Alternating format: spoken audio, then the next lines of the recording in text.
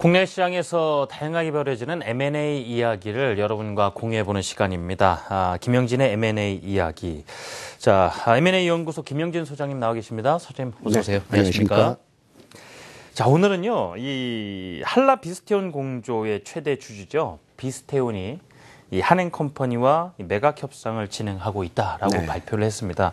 오늘 이와 관련 이야기 나눠볼 텐데요. 먼저 한라 비스테온 공조가 M&A 시장에 나오게 된 이유 어디에 있을까요? 흔히 그 외국계 회사가 한국 기업을 갖다가 인수한다든지 아니면은 지분 투자를 한다 그랬을 때 국민 정서는 어떤 형태로다가 흐르냐면은 엔젤이다. 우리나라 기업을 도와주기 위해서 들어오는 기업이다 이렇게 생각하는데 엄밀하게 그 유럽이나 미국 회사 같은 경우 도와주기 위해서 한국 기업에 투자하는 회사는 하나도 없습니다. 수익을 보기 위해서. 마찬가지입니다. 저 비스테온도 마찬가지거든요. 비스테온이라는 회사가 포드의 자회사였었습니다. 하다가 만도랑 그 포도가 이제 합작해서 만든 회사가 한라공조였었고요. 한라공조가 한라그룹이 97년도에 부도가 나면서 계열사들이 뿔뿔이 이제 매각이 되게 됐습니다. 그래서 이 한라공조도 이제 매각이 됐었는데 그 당시에 포드 지분은 포드가 갖고 있고요. 자회사인 비스테온이 만도가 갖고 있었던 지분 50%를 갖다가 인수를 하게 됩니다. 그 당시에 인수 금액이 990억. 이후에 이제 포드 자동차에서 이제 독립하면서요, 비스테온이 포드 자동차가 갖고 있었던 지분 50%를 갖다가 다시 인수를 합니다. 두 개, 그러니까 두 회사의 지분을 갖다가 인수하는데 들어갔던 비용이 저희가 추산했을 때 한 2,206억 정도가 들어간 걸로다가 알려지고 있거든요. 이후에 이 비스테온은 계속 그 한라공조에서 투자금을 갖다가 회수해야지 되는 입장에 놓이게 되거든요. 그래서 99년서부터요. 작년까지 배당금으로다가 회수한 금액이 4천억이 넘는 금액을 갖다 회수했습니다. 약 한 2배 이상의 투자금의 2배 이상을 갖다 회수했다는 거죠. 충분히 큰 이득을 남겼다. 네, 맞습니다. 알겠습니다. 그 이후에 이 비스테온에서는 본격적으로 이 회사를 M&A로다가 회수를 해야겠다 해갖고서는 이제 좀 조사를 나눴는데 한국의 굴지X 사모투자펀드가 인수 의사를 비치자마자 3조 원이 넘는 금액에 매각하겠다는 의향을 갖다 보였고요.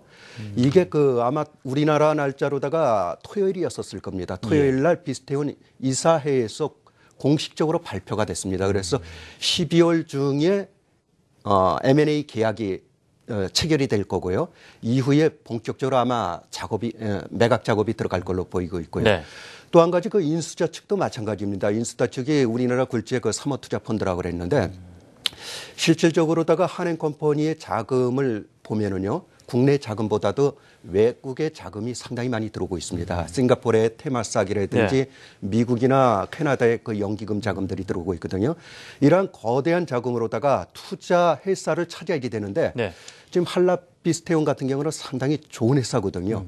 그래서 아마 투자 대상으로다가 지금 삼아갖고 적극적으로 인수 의사를 보이게 됐고 이러다 보니까 국내에서 어떤 여론이 형성되냐면은 3조 5천억이 넘는 회사를 인수해갖고서 한국 기업에 매각하기에는 좀 힘들지 않느냐. 이건 한행컴퍼니가 인수해갖고선 종국에는 외국 회사.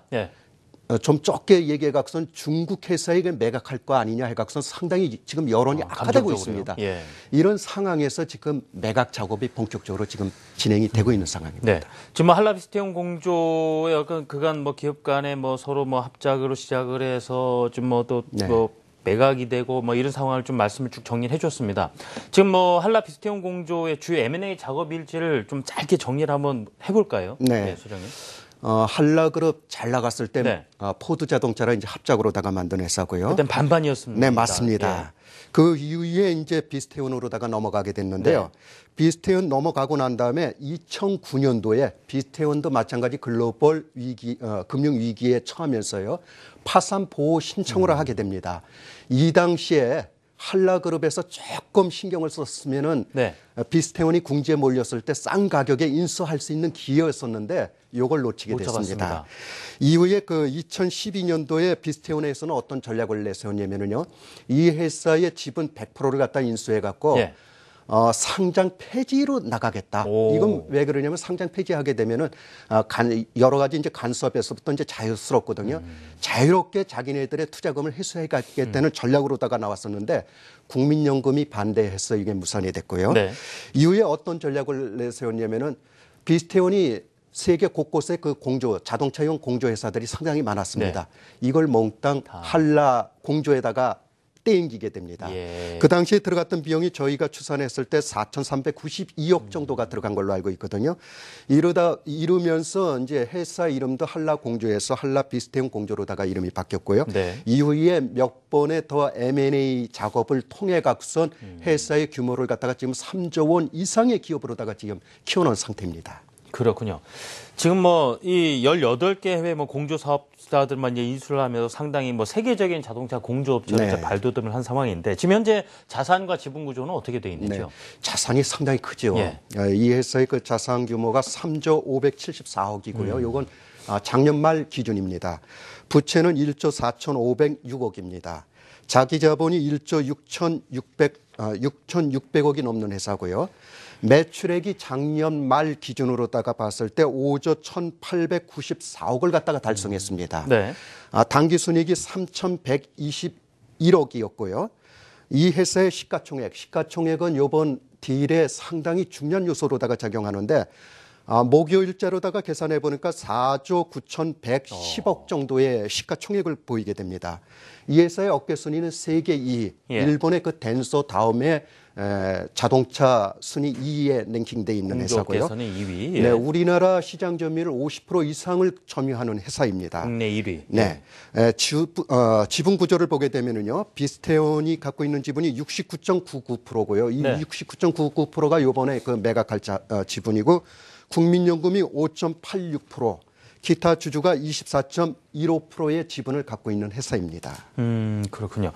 자, 그렇다면 지금 이 한라 비스텐 공조 M&A를 두고 가정강제가 인수 상대로 좀 한엔컴퍼니가 네. 지금 부각이 된 상황인데 한엔컴퍼니 자체는 2011년부터 국내 M&A 시장에 자주 언급이 돼 있던 회사고요. 네. 그럼 한엔컴퍼니가 추진했던 주요 M&A 어떤 것들이 있었는지도 짚어보고 들어갔으면 합니다. 네. 예. 언론에 본격적으로 한엔컴퍼니라는 이름이 나오게 됐던 네. 게 2011년도부터였었거든요. 얼마 되지 않았어요. 네, 예. 이 자리에 나와서 한엔컴퍼니에 대해서 아마 3-4번 말씀을 드렸던 것 같은데요. 한엔컴퍼니 그 대표자는 한상원 씨로다가 예전에 그 모건 스탠리 아시아의 투자 최고 책임자였었습니다. 이러다 보니까 이제 펀드, 투자 자금을 갖다가 외국에 있는 회사에서 이제 많이 이제 확보를 하게 됐는데요. 2011년도에 펀드 1호를 갖다가 결성했을 때 들어왔던 자금이 약 8,300억 정도의 펀드 자금이 들어왔습니다. 네. 그 당시에 펀드 하나로서 이 정도 들어왔다면 상당히 큰 펀드였고요. 이 자금으로다가 인수했는데 본격적으로 인수했던 건 2011년 11월이었습니다. 코에이 홀딩스라는 코스닥 기업을 갖다가 공개 매수 방식으로다가 인수를 했었고요. 대한시멘트를 그 다음에 4월 달에 인수했습니다. 이 대한시멘트는 예전에 대주그룹의 상당히 알짜 시멘트 회사였었죠. 그다음에 5월 달에는 코아비스라는 자동차 연료 펌프 회사를 갖다가 인수했는데 그 당시에 들어갔던 비용이 저희가 봤을 때 한 500억 정도를 네. 들이고선 인수한 걸로 다 보여지고 있습니다. 7월 달에는 쌍용량에 먼저 번에 한번 말씀드렸죠. 쌍용량에 9.34%를 인수했는데 일반 아마 언론에서는 이걸 단순하게 보고 있는데 저희가 봤을 때는 쌍용량의 경영권을 인수하는 아마 교도부로다가 인수했던 걸로 보여지고 있습니다. 인수 자금은 436억 정도가 들어갔고요. 436억이요. 네. 예. 그다음에 11월 달에 유진 기업이 갖고 있었던 시멘트의 광양 시멘트 공장을 갖다가 855억에 인수를 하게 됩니다. 작년이죠. 작년 12월 달에 웅진그룹이 무너지면서 갖고 있었던 웅진식품을 1,150억 정도의 인수를 하게 되고요.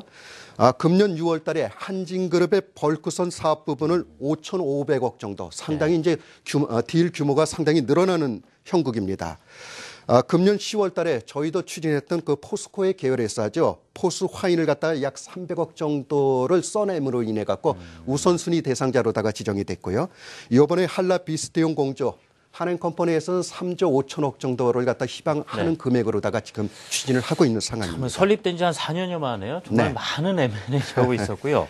자, 끝으로 향후 이 한라 비스테온 공조와 그럼 한행컴퍼니 M&A 작업이 어떻게 진행될 것인가 이 부분 짚어보고 마무리하겠습니다. 인수 지분은 아까도 말씀드렸던 비스테온이 갖고 있는 지분 69.99%와 경영권을 갖고 가는 지분이고요. 요거를 저희가 목요일자로다가 한번 시가를 분석을 해봤습니다. 69.99%의 시가가 어느 정도 나오냐면은 3조 4,372억 정도가 나옵니다. 언론사에서 흔히 경영권 프리미엄 1조를 갖다 더 준다 하는 게 이게 상당히 낭설입니다. 저희가 봤을 때 한원컴퍼니가 지금 희망하는 금액은 3조 5천억이거든요. 그러다 보면 경영권 프리미엄이 지금 별로 지금 붙지 않는 상황입니다. M&A 성패는 지금 상당히 여론이 들끓습니다. 현대그룹도 지금 여론이 부정적이고요. 국민 정서도 지금 상당히 부정적입니다. 그래서 저희가 봤을 때 인수 가격이 아니라 이번 딜의 성패는 국민 여론이 어떻게 흐르느냐에 따라서 틀려질 거고 성패가 좌우될 거 보이고요. 작업 기간은 내년 상반기 중에 모든 게 종료될 거로 다 보여지고 있습니다. 이렇게 됐을 때 세계적인 공조회사, 지금 한원컴퍼니에서는 이렇게 얘기하고 있거든요. 본인들이 인수했을 때 덴소를 능가하는 세계 제1의 공조회사로다가 발전시키겠다 이렇게 지금 말을 하고 있는데 세계적인 공조회사가 다시 한번 우리나라에 또 한 번 태어날 거로다가 보여지고 있습니다. 그렇군요. 알겠습니다. 자, 한라 비스테온 공조의 M&A 진행 상황을 오늘 나눠봤습니다. 지금까지 김영진 M&A 연구소 김영진 소장이었습니다. 소장님 감사합니다. 네, 감사합니다.